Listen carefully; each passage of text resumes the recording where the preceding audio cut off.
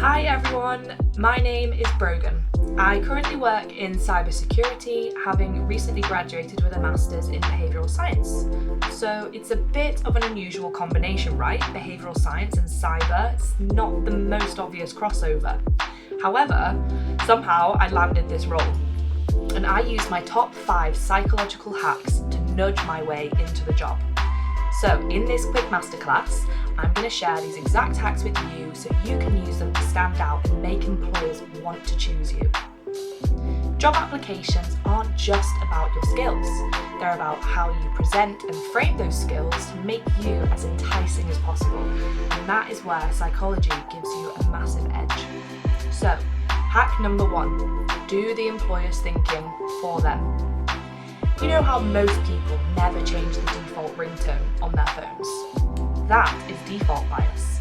We like to stick with the easiest option and it's already there. It's just the easiest one to choose. And recruiters, same deal. They are searching through tons of CVs. So if yours feels like hard work to read, they're just going to chuck it.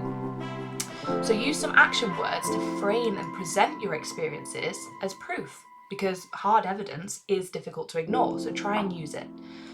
For example, if you wanted to say, I worked in retail, try saying, I managed daily customer interactions and upsold products, consistently hitting weekly sales targets. So this is the same task, but a totally different frame. It's not a lie, it's simply phrasing the truth strategically. Incorporating action words like managed, demonstrated, led can go a really long way in swaying an employer to put you on the yes pile. Hack number 2, be the employer's mirror. So in this behavioural theory, it's called the mere exposure effect. And this essentially means that we humans prefer other humans and other things that feel familiar to us. So, make sure you scan the job advertisement or the company's values page and take note of their keywords. So things like collaborate and innovate.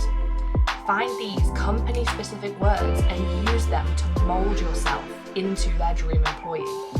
Try and reflect these words in your CV, in your cover letter, and maybe even better in interviews, but do so naturally.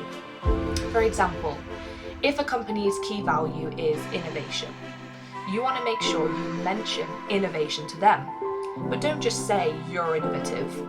Show them with an example of a time that you created something new or improved a process. So this creates a subtle sense of, this person fits here, without actually saying it out loud.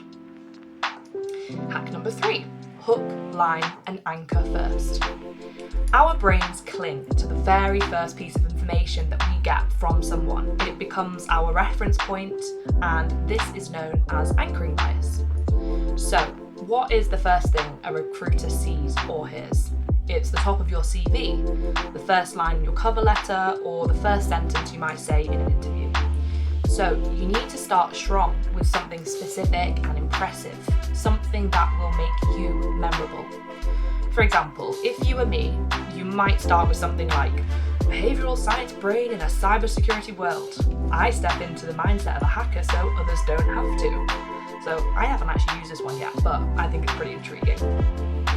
And once you set that wow anchor, everything else you say benefits from that early impression, so think carefully about your opening. Hack number 4, make yourself rarer than gold. It's scarcity effect 101.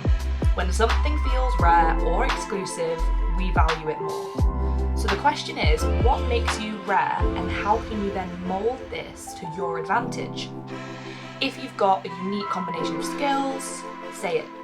You've just finished an exclusive program, mention it. Or you've got a passion that's personal to you, share that origin story.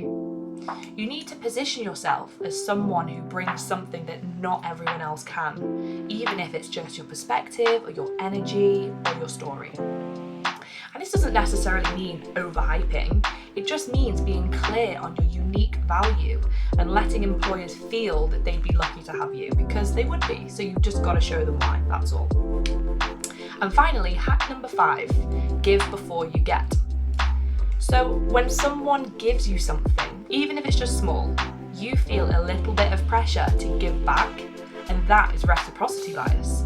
So in job hunting, this can be really, really powerful. Say you're in an interview, try saying something like this. After spending some time navigating your platform, an idea came to mind. What if you added XYZ? I'd love to hear your thoughts on it. So here, you're offering insight and showing initiative, and that makes interviewers think, they have already added value. Imagine what they could do here full time. Let's hire them. So, your application is a story, and with a few smart little tweaks, you can shape how it's read. So use these framing hacks and simple nudges to build trust through psychology. And this way, you're no longer just applying, you're influencing. Just try today rewriting one bullet point using these ideas and see how much more powerful it feels. Just don't forget, you don't have to aim for perfect, just aim for psychologically smart. Good luck, everyone.